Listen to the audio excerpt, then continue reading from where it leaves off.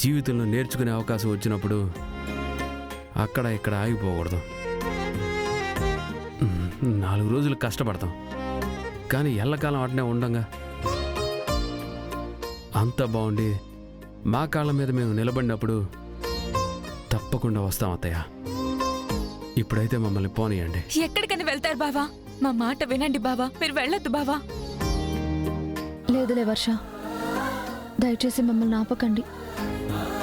ఈ ఇంట్లో నుంచి గెంటేస్తే ఆ ఇంట్లో ఉన్నాడు, బతకడం చేత కాక అత్తగారింటి పంచన చేరాడు అనే చెడ్డ పేరు తనకొద్దు.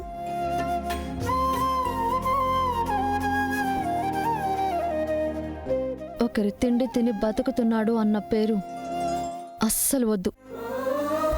కష్టపడతాడు. అతను కష్టపడతాడు సరేనే, అతనితో పాటు నువ్వు కూడా కష్టపడతావా? పస్తులుంటాను.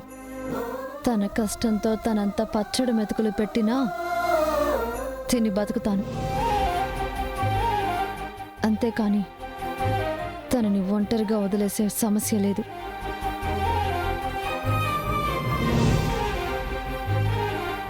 అమ్మా, నీ ఆరోగ్యం జాగ్రత్త. వర్ష, అమ్మ జాగ్రత్తగా చూసుకో. వెళ్ళొస్తామమ్మా.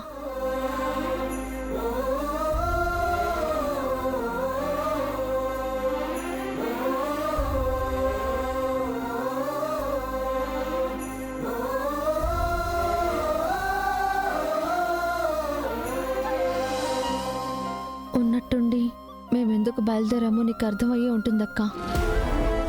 బహుశా నీకిప్పుడు సంతోషంగానే ఉండొచ్చు. అర్ధరాత్రి చిరంజీవి ఇంట్లో నుంచి బయలుదేరాడు అంటేనే దానికి కారణం ఉంది. ఆ కారణం నువ్వేనని నాకు తెలుసక్క.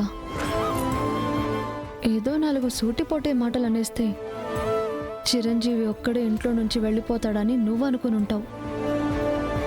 ఆయన ఇంటి నుంచి అడుగు బయటికి పెడుతుంటేనే మావయ్య గారినే కాదని ఆయనతో వచ్చిన దాన్ని, ఆయనకి అవమానం జరిగి వెళ్ళిపోతే నేను మాత్రం ఇంట్లో ఉంటానని ఎలా అనుకున్నావు? అతని మీద నీకున్న కోపమే నాకు ఉంది. కోపం వేరు, భార్యగా బాధ్యత వేరక్క. ఇది నా బాధ్యత. అందుకే నా భర్తతో నేను వెళ్ళిపోతున్నాను. మా కాళ్ళ మీద మేము నిలబడినప్పుడు, మావయ్య గారికి మమ్మల్ని మళ్ళీ ఇంటికి పిలవాలి అనిపించినప్పుడు అప్పుడు వస్తాం. వెళ్ళొస్తామక్క. అమ్మా, వెళ్ళొస్తాం. నీ ఆరోగ్యం జాగ్రత్త. వర్ష, అమ్మ జాగ్రత్త. అమ్మా, నా మాట వినివే, కొద్ది రోజులు ఉండవే. బాబు, నువ్వైనా నా మాట విను. పరిస్థితులు చక్కబడ్డాక అప్పుడు వెళ్దురు గాని. అమ్మా విజయ, విజయ, బాబు ఉండండి.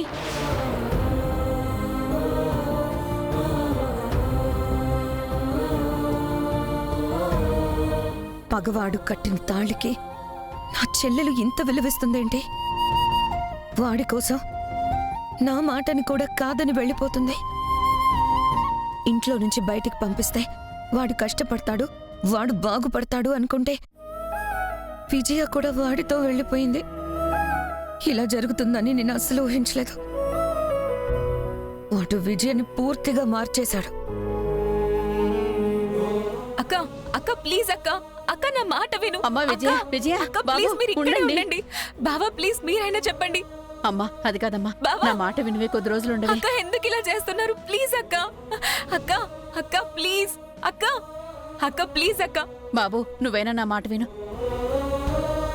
అమ్మా విజయ, పరిస్థితులు చక్కబడ్డాక అప్పుడు వెళ్దురు గాని. విజయ, బాబు ఉండండి.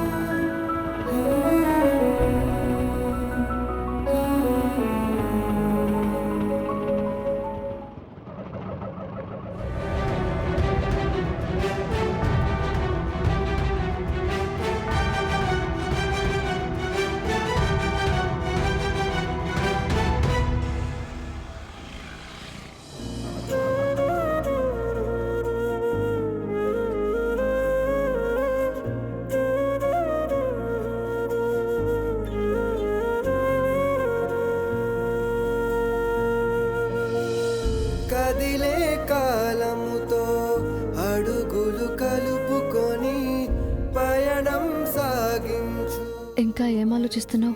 గతమునికా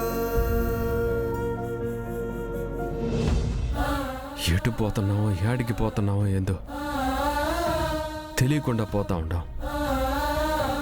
నేను ఒక్కడిని ఇట్టంతా బాధపడినా నాకేం ఇబ్బందిగా అనిపించేది కాదు.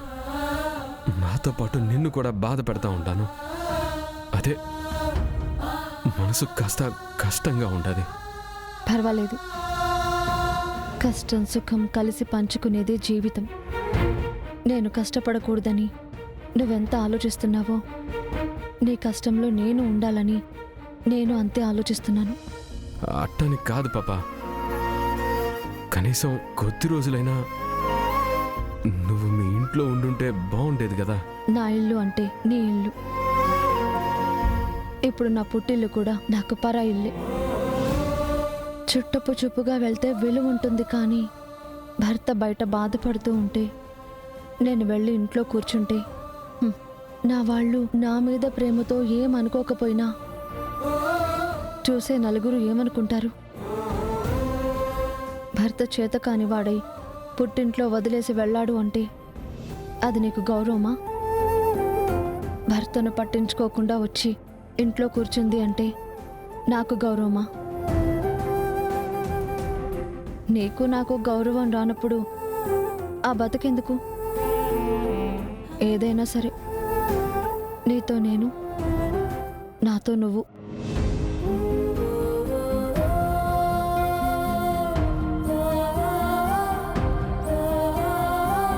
పాపా ఏడికి పోదాం? కష్టంలో ఉన్న మనిషికి ఎవరికైనా సరే ముందుగా గుర్తొచ్చేది దేవుడు.